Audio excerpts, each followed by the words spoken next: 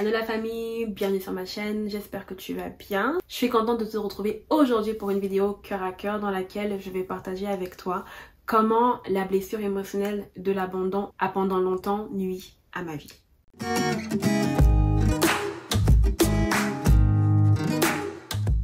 Si tu n'as pas encore regardé ma vidéo sur les blessures émotionnelles, je te mets le lien là en haut.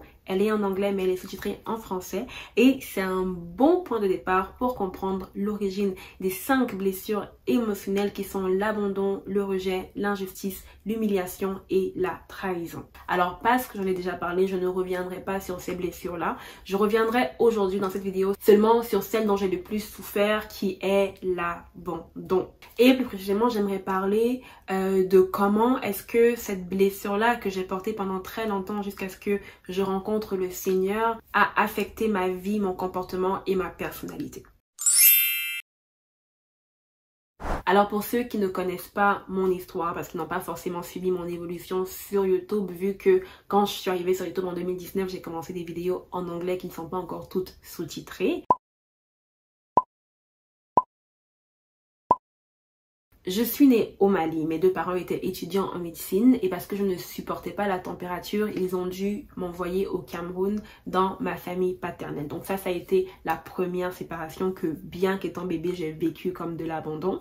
Lorsque j'avais entre 4 et 5 ans, mes parents sont revenus au Cameroun et m'ont pris à mes grands-parents, ce qui était normal, mais ce que moi j'ai vécu donc comme une deuxième séparation, donc comme un deuxième abandon. Et une fois avec mes parents, j'ai eu beaucoup de mal à connecter avec eux, j'ai eu beaucoup de mal à trouver ma place en fait, donc dans cette unité familiale là. Donc à partir de ce moment là, j'ai commencé par être marquée par cette blessure là et bon, mes parents n'avaient pas forcément tous les outils nécessaires pour être capable de savoir comment gérer l'enfant que j'étais et comment en fait réussir à m'atteindre, comment réussir à guérir les blessures que je portais à l'intérieur de moi. Donc d'ici à ce que j'atteigne l'âge de l'adolescence, que j'atteigne les premières années de ma vie d'adulte, honnêtement, l'abandon avait déjà créé en fait des attitudes, des comportements, une mentalité tellement forte en moi que c'était trop difficile, c'était trop compliqué en fait de la défaire. Il n'y avait que Dieu qui était capable de rentrer dans ça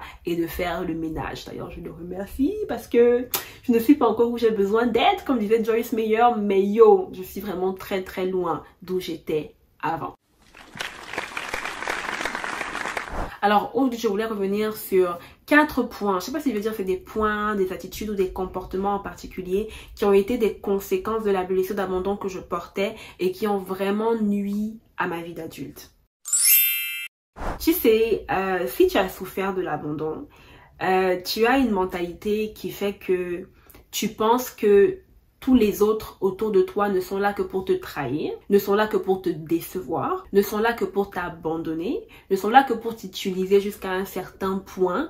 Et lorsqu'ils ont fini avec toi, ils vont te déposer et te mettre de côté. C'est ça en fait la mentalité de la personne qui a souffert de l'abandon. Et donc je suis rentrée dans une mentalité de victime que j'ai embrassée, que j'ai acceptée de tout mon cœur. Ça veut dire que tout ce que tu le faisais contre moi. Tu le faisais pour m'attaquer, tu le faisais pour me détruire, tu le faisais pour me faire du mal. Personne n'était jamais là pour moi. C'est-à-dire que peu importe quelle était la petitesse ou la grandeur d'un acte que tu pouvais poser contre moi, peu importe que c'était fait exprès ou que ce n'était pas fait exprès, moi, Samantha, je l'interprétais comme une attaque contre moi, une attaque contre ma personnalité, une attaque contre qui je suis, une attaque contre tout ce que je représente. Déjà que mon identité n'était pas très claire dans ma tête, mais le peu même d'identité que j'avais, pour moi, c'était tellement facile pour qu'une personne extérieure vienne m'agresser et vienne vouloir me l'arracher.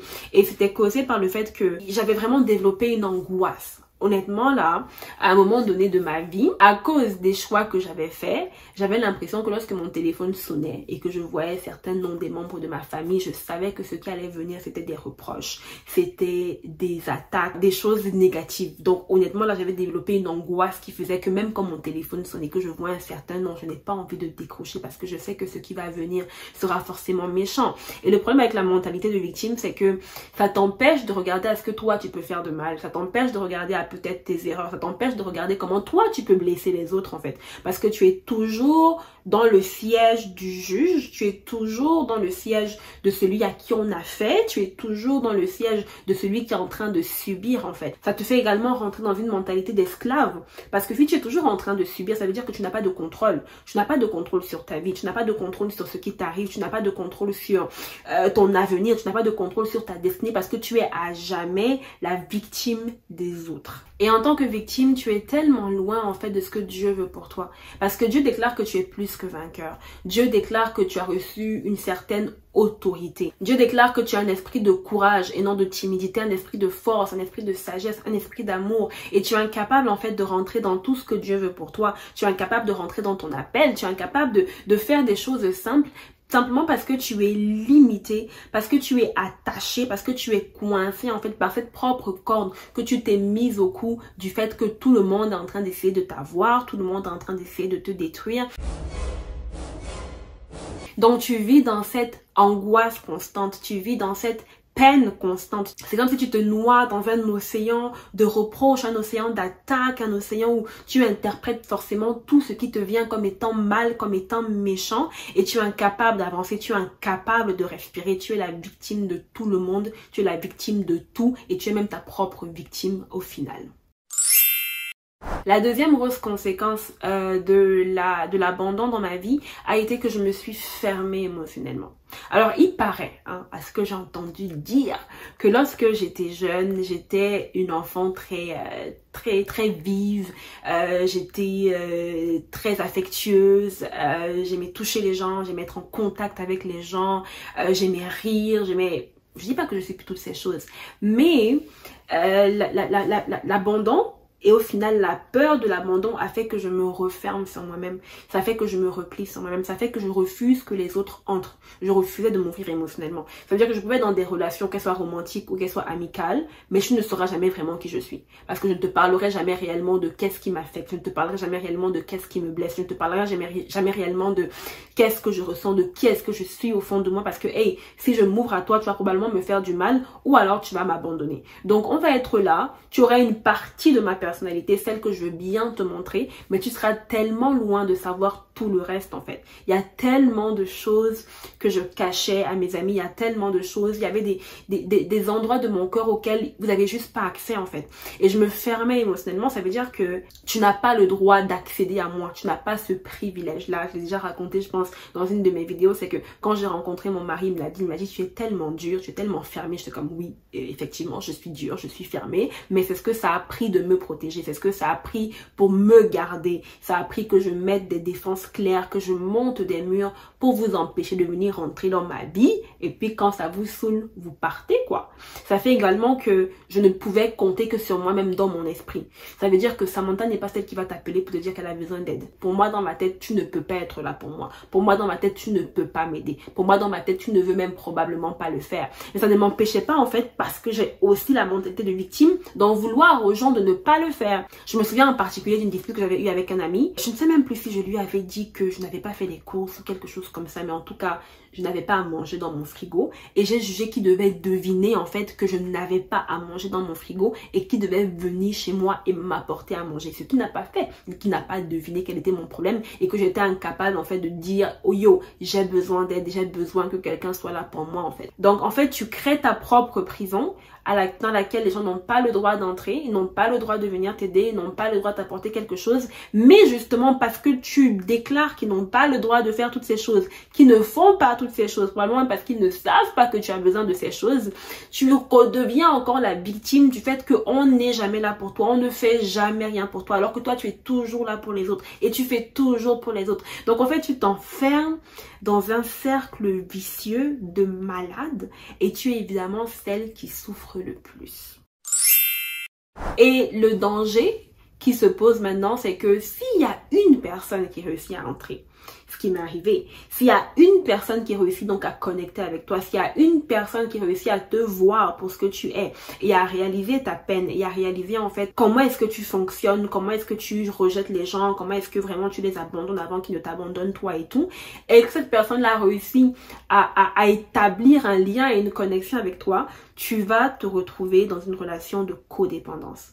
Parce que enfin, tu auras une personne qui t'aura saisi, tu auras une personne qui t'aura comprise, donc forcément, tu vas établir un lien avec cette personne-là et maintenant te retrouver dans une situation où vu que c'est la seule personne qui a jamais été là pour toi, vu que c'est la seule personne qui a compris en fait que ce que tu voulais, c'est que quelqu'un insiste, que ce que tu voulais, c'est que quelqu'un vraiment croit à ce que tu as offert, ce que tu voulais vraiment, c'est que quelqu'un reste en fait. Parce que c'est ça le problème de la peur de l'abandon, c'est que tu penses que les gens ne restent pas. Donc lorsqu'il y a une personne qui finit par comprendre que c'est ça ton point et qu'ok, si je reste dans la personne, si et moi là, elle va pouvoir me donner tout ce que je veux. Donc lorsqu'une personne fait donc plus d'efforts que les autres pour rester dans ta vie et pour s'attacher à toi, toi automatiquement, dans ta tête, tu vas le retranscrire, tu vas le traiter cette information en fait comme ok, ça c'est ma personne. Quoi qu'il advienne, quoi qu'il en coûte, quoi que la personne va me faire dans le futur, parce que c'est ma personne, parce que c'est la première personne qui est restée, il va falloir que je la garde, peu importe le coût. Et donc c'est comme ça que tu tombes dans une relation de codépendance. Parce que là, tu commences à réaliser que sans elle, tu ne peux pas avancer. C'est elle que tu attendais pour réussir à t'exprimer. C'est elle que tu attendais pour pouvoir demander de l'aide. C'est elle que tu attendais pour être là pour toi dans tous les autres domaines où les autres personnes ont échoué. Et c'est justement dans ces circonstances-là que je me suis retrouvée dans une relation de codépendance dont je parle dans mon témoignage, dont je vais mettre le lien ici en haut. Je me suis retrouvée dans une relation donc justement parce que cette personne-là avait été là pour moi quand personne n'était là. Cette personne-là avait réussi à connecter avec moi lorsque les autres n'arrivaient pas à comprendre qui j'étais ni pourquoi est-ce que je me comportais d'une certaine façon. Parce que cette personne-là, en fait, je me sentais à l'aise de pouvoir donc revenir même sur les choses qui m'avaient blessée dans mon enfance. Ça a donc créé ce lien-là qui a fait que dans ma tête, c'était comme non. Maintenant, elle, je la garde quoi qu'il en coûte. Ce qui a fait que lorsque la personne en face de moi a commencé à mal se comporter ou alors à ne pas me traiter comme je devais être traitée ou de me traiter avec le même respect ou la même dignité que moi je la traitais elle, ça n'a pas sonné d'alarme dans ma tête et pour moi la priorité était de la garder, de ne pas me retrouver une fois de plus abandonnée, de ne pas me retrouver une fois de plus toute seule, donc de supporter peu importe ce qui me serait posé sur la table parce que au moins j'avais trouvé une personne qui était connectée ou attachée à moi. Sur le plan émotionnel, pendant très longtemps, l'abandon et la peur de l'abandon futur a fait de moi vraiment cette victime, cette personne codépendante, dure, fermée émotionnellement, qui ne veut absolument laisser rentrer personne. Mais ça n'a pas que affecté ma vie émotionnelle ou ma vie sociale, ça a également affecté la façon dont je me voyais moi-même. Ça a affecté la façon dont je croyais en moi ou ne croyais pas en moi plutôt. Ça a affecté en fait ma capacité ou ma détermination plutôt à poursuivre mes rêves et ce que je voulais vraiment faire. Parce que les personnes qui souffrent d'abandon sont des personnes qui ont du mal à terminer leurs projets, qui vont finir par les abandonner en chemin. Donc honnêtement, je suis arrivée à ma vie d'adulte, je veux dire à 23, 24 ans, incapable d'avoir terminé quoi que ce soit, quoi. Incapable d'avoir été dans une relation pendant au moins 1 an avec une personne, quoique on s'en fout vu que c'était pas la bonne personne anyways. Incapable d'avoir terminé mon baccalauréat, la licence là, pour ceux qui me suivent de France et d'ailleurs. Incapable d'avoir terminé quoi que ce soit en fait, parce que tout ce que je commençais, je l'abandonnais. Pourquoi? Parce que je ne croyais pas assez en mes capacités, je ne croyais pas en moi, je ne croyais pas en mes habilités, je ne pensais pas que j'avais quoi que ce soit de spécial ou de particulier que je pouvais développer ou que je pouvais apporter. Donc même les choses que je voulais, je commençais, je ne les terminais jamais, tout simplement parce que je ne croyais pas qu'il y avait quelque chose de bon qui pouvait ressortir de là. Donc ça a également affecté en fait mon parcours, que ce soit mon parcours scolaire ou que ce soit ma capacité en fait à poursuivre les choses dont je rêve. Aujourd'hui que je suis guérie, aujourd'hui que j'ai Dieu dans ma vie, c'est facile pour moi de trouver ce dans quoi je suis bonne ou bien de trouver qu'est-ce que j'ai de spécial ou de pouvoir m'apprécier moi-même. Et j'étais incapable de pouvoir m'apprécier moi-même moi-même. Ce dont je rêve beaucoup de cinéma, ok, donc ça c'est mon rêve là, honnêtement, travailler dans le cinéma, que ce soit comme réalisatrice, que ce soit comme actrice, ça c'est mon kiff, mais j'ai jamais osé le faire, j'ai jamais osé poursuivre quelque chose, jamais osé même juste prendre un cours à l'université parce que j'étais incapable de croire qu'il y avait quelque chose de bon qui pouvait sortir de là. Donc ça c'est vraiment les principaux domaines dans lesquels j'ai été handicapée à cause de la blessure de l'abandon.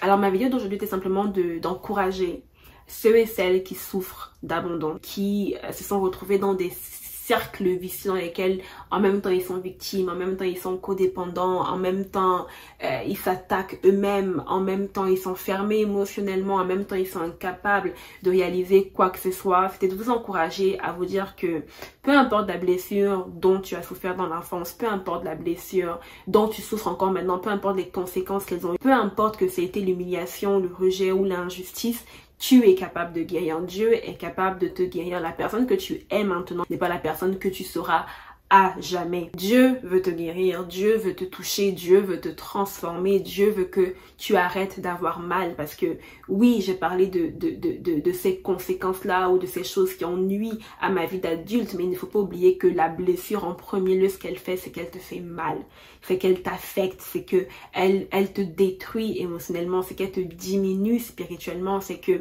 elle t'empêche de vivre en fait selon ton plein potentiel, selon ce que Dieu veut pour toi. Alors si c'est ton cas, je t'encourage à suivre ma prochaine vidéo dans laquelle je vais parler de comment est-ce que Dieu m'a guéri de la blessure de l'abandon. Alors ne manque pas cette vidéo, abonne-toi déjà, clique sur la cloche de notification pour être prévenu aussitôt que je vais sortir cette vidéo-là, ça sera mercredi prochain. Suis-moi sur Instagram, laisse-moi un commentaire pour savoir ce que tu as pensé de cette vidéo-là. Et je prie pour toi. Je prie pour toi si tu souffres d'une blessure quelconque. Je prie pour toi s'il y a des blessures qui ont été créées dans ton enfance. Je prie pour ton cœur. Et pendant que je prie pour ton cœur, toi, tu sais ce que tu as à faire. Tu dois veiller sur ce cœur.